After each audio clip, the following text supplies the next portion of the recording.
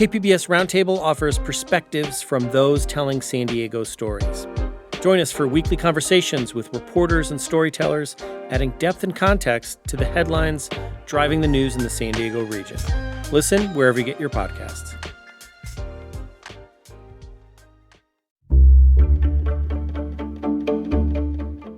Good morning, I'm Lawrence K. Jackson. It's Thursday, August 13th. What's new about Health Secretary Robert F. Kennedy's approach to homelessness and addiction? More on that next, but first, the headlines.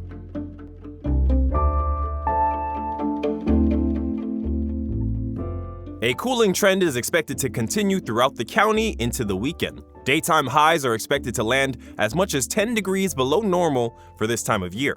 Highs along the coast will be in the upper 70s to low 80s. In our inland areas, highs in the 80s are expected, while in the mountain areas, highs will be in the upper 70s. There's a marginal chance of pop-up showers in our mountains and desert areas.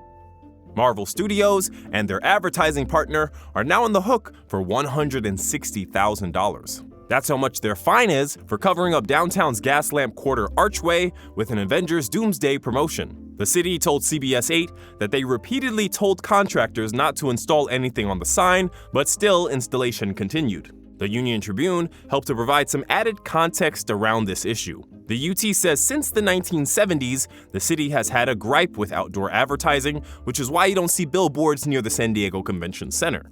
Instead, advertisers opt to wrap hotels or other buildings and get fined for it. This year, the city issued more than $48,000 in fines for the wraps.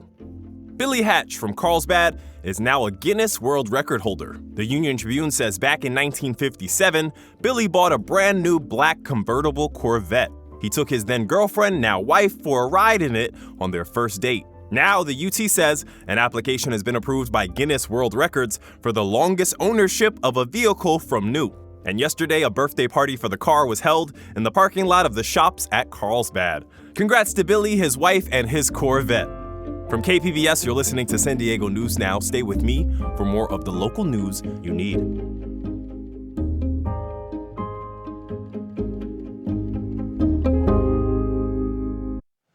Here in Southern California, we know all too well the devastation wildfires can cause. That's why our mission is to stop the next one before it starts. I'm Brian D'Agostino, leader of SDG&E's Wildfire and Climate Science team, and we've built one of the most advanced wildfire prevention programs in the country with a team of world-class meteorologists using artificial intelligence and real-time weather data, all to help keep our communities safe. We're also building a stronger grid and using public safety power shutoff when necessary because, believe me, I've seen firsthand how unpredictable wildfires can be. But here at SDG&E, we face that uncertainty head-on to help keep you safe. Learn more at sdge.com/wildfiresafety.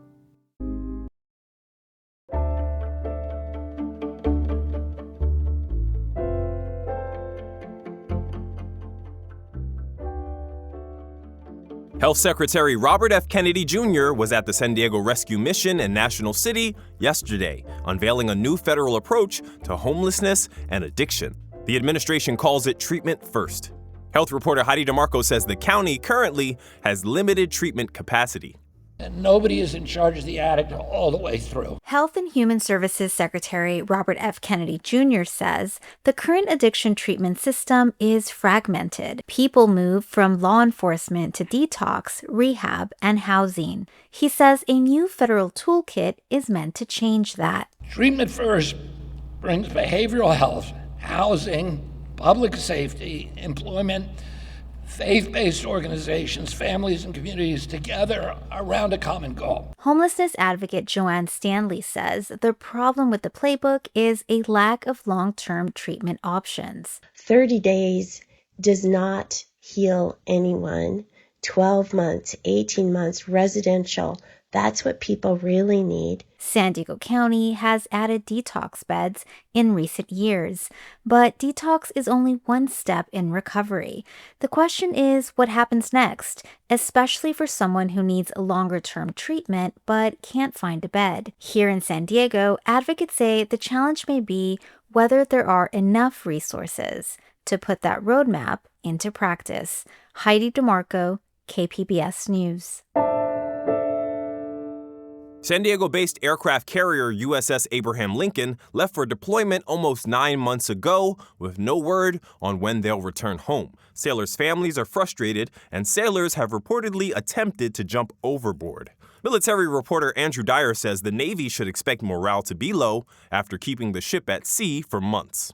At an in-person town hall with the acting Navy Secretary in Coronado last week, Navy families reportedly voiced frustration about the length of the Lincoln's deployment. The ship's been deployed since November and hasn't had a port call. The ship has been conducting operations against Iran. It recently set a record for consecutive days spent at sea. According to the Navy Times, at least 2 Lincoln sailors have tried to jump overboard during the deployment. Other reports say ship living conditions and the quality of food has deteriorated. If what the media reports is true, I'm not at all surprised that morale is very low. Attorney Don King spent 24 years in the Navy as a judge advocate general and a military judge, time that included aircraft carrier deployments. King says under the best conditions, carrier deployments are difficult. Everybody on the ship is working long hours, especially if you're in the Middle East, the heat, especially if you're on the flight deck. I mean, it's incredibly taxing. A Navy official tells KPBS the service hasn't seen an increase in suicidal ideation or attempts on the Lincoln during its deployment. The Navy won't say when the ship will turn around for home. Andrew Dyer, KPBS News. New beds for unhoused women and children will become available next week in downtown San Diego. Penner fellow Emmy Burris reports the homeless women's shelter program, Rachel's Promise, will see a 160-bed expansion. Single women will start moving into the shelter next week, and women with children will move in next month. The new private and semi-private bed options bring the total number of available beds at Rachel's Promise to 210. In addition to a bed, people who stay here will get meals, clothes, laundry, and shower access, and support services like housing-related case management. The shelter program is operated by Catholic Charities. Their CEO is Vino Peranor. We believe that you give them the fish. The fish is the bed. If fish is the food that we're going to provide, right? Then you're going to teach them to fish, because at one point of time, they have to become self-sufficient and sustainable. The operations and administrative costs of the shelter program are funded by the City of San Diego. This money was allocated in the most recent city budget. Here's San Diego Mayor Todd Gloria. And as we tighten our belt to meet our legal obligations to balance our budget, we still are providing more resources to make sure that we can continue to grow our capacity and get more people off the streets and on their way to permanent housing. Peranor says there's no time limit for how long a person can stay at the shelter. Emmy Burris, KPBS News. The city of San Diego says bathrooms in Mission Bay will reopen on Friday. Reporter Katie Anastas says the mayor's office and 2 city council members have found a way to fund them. The city closed 13 of the 28 bathrooms in Mission Bay Park in July. Now, city leaders have found a way to reopen them, at least through the end of the year. Council members Jennifer Campbell and Joe LaCava will each use $50,000 to maintain the bathrooms through December. Mission Bay Park is in both of their districts. LaCava says he has $100,000 in community funds to spend this year. The issue of the closed restrooms really rose to the top, and so I am dedicating half of that money that I'm allocated towards reopening these public restrooms along Mission Bay. Mayor Todd Gloria says other funding for the bathrooms will come from the city's general fund. City leaders will consider whether they can keep the bathrooms open through June when they review the mid-year budget. Katie Anastas, KPBS News.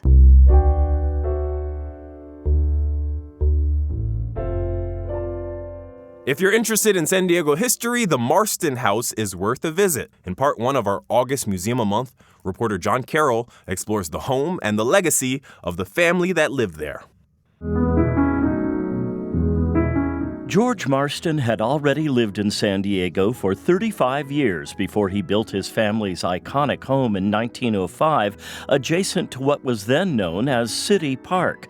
It would become Balboa Park 5 years later. Marston and his wife Anna spent the rest of their lives in the 8,500-square-foot home. They died in the 1940s. Their daughter Mary lived there until she died in 1987 at the age of 107. She gave the house to the city of San Diego. Soho, the Save Our Heritage organization, took over management of the property in 2009. Hi there. Welcome to the Marston House. Thank you. Robin Lakin is the site manager, curator, and historian. She's a walking encyclopedia on the house and the Marston family, especially its patriarch, George. And he is the father of Balboa Park, the father of Presidio Park. He has provided San Diego with about 500,000 acres of parkland. As a bridge on the Torrey Pines State Reserve, he's why we don't have private beaches in San Diego. The home is situated on a 5.5-acre plot surrounded by lawns and gardens. It was built in the arts and crafts style by famed architects Sterling Hebard and Irving Gill. It's chock full of Marston family history, reflective of San Diego's modern history. Just off the entrance is the home's library. The room has its original linen burlap wall covering, which was very popular treatment in arts and crafts and craftsman-style homes. Longtime San Diegans will remember Marston's department stores, but it's here in the library where we start to learn about Marston's philanthropic gifts to this city. George Marston was the founder of the San Diego Public Library, so it's apropos he has a nice library of his own. Across the hall, the music room. The Marstons were all accomplished pianists. A poster hanging on the wall prompts Lakin to tell us about the 1915 Panama, California exposition. This is one of the promotional posters. This is an original from the time. Then on to the living room and more fascinating history. A circular wooden table anchors the middle of this space. People seated at this table were Franklin Roosevelt and Eleanor, Teddy and his wife, Mrs. Grover T. Cleveland, along with our notable locals, Spreckles, Scripps, Sessions. We walk on to a room at the end of the large downstairs hallway. This is the dining room. The spacious room is bright and airy with a Stickley dining room set.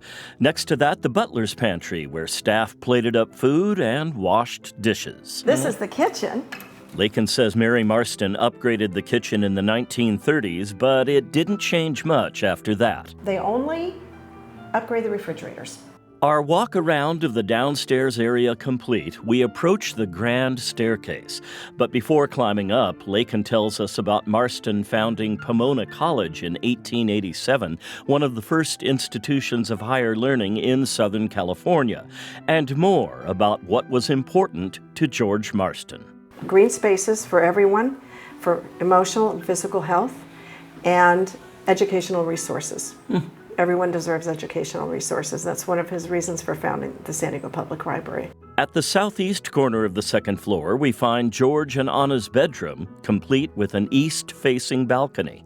And George, as a very early bird, every day, could sit out here and watch the sunrise. And he missed an opportunity for nothing. He used every minute of every day of his life.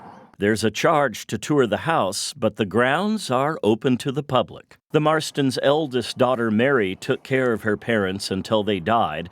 The walls in her bedroom are filled with pictures and text telling of Marston's legacy, all reflected in what is now the motto of San Diego County: the noblest motive is the public good. He founded the San Diego Public Library, the Humane Society, the YMCA, the SPCA. Oh my God, he founded the Humane San Diego Society? Historical Society. Oh. Next, a trip out to Warner Springs for a look at another property managed by Soho, the Warner Carrillo Ranch House, an adobe structure that holds a unique place in the history of eastern San Diego County. John Carroll, KPBS News. We'll have that feature on the Warner Carrillo Ranch House next week on the pod. Students in Vista return to school on Wednesday, but for one group of kids, this is no ordinary start. Their campus was completely rebuilt with state-of-the-art facilities. North County reporter Alexander Wen tells us what the new campus has to offer. The Bobia Elementary campus was torn down 2 years ago after voters approved a bond measure giving the green light for a $100 million rebuild. Principal Melanie Pagliatti says that was sorely needed. The old Bobier was over 60 years old and in definite need of repair and improvements. So, what does the new school have that the old one didn't? Pagliatti says a lot. We're pretty sustainable. Most all of our power will be generated right here from our solar panels. It's just very modern. Our HVAC systems, our playgrounds, everything is very innovative and modernized and safe for all students. Money for the rebuild came from Measure LL, a $247 million bond passed in 2018. Alexander Nguyen, KPBS News. That's it for the podcast today. Today's pod was edited by Brooke Ruth and hosted and produced by me, Lawrence K. Jackson. As always, you can find more San Diego news online at kpbs.org. Thanks for listening and have a great day.